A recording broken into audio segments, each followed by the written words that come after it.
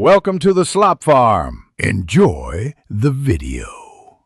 You start by making sure Chrome's current. Updates can change flag names, so check settings about Chrome.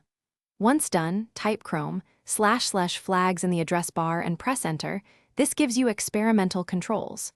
You'll search for WebRTC-related flags such as WebRTC IP handling or MDNS ICE candidates.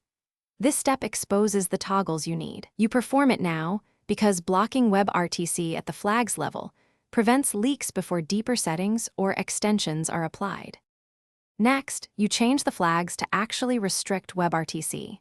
Locate WebRTC IP handling and pick Disable Non-Proxied UDP to force traffic through proxies.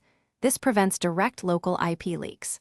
Then enable MDNS ICE candidates to obscure local addresses with hostnames where supported. Make sure to click Relaunch to apply your changes.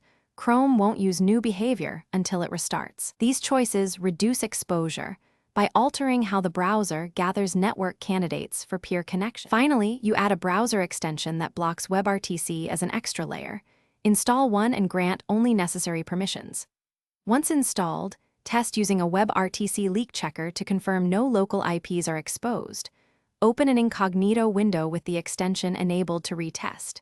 If you still see leaks, make sure Chrome is updated, reset Chrome//flags to defaults and reapply the steps, or clear cache and relaunch. That troubleshooting tip usually fixes lingering state or stale flag behavior.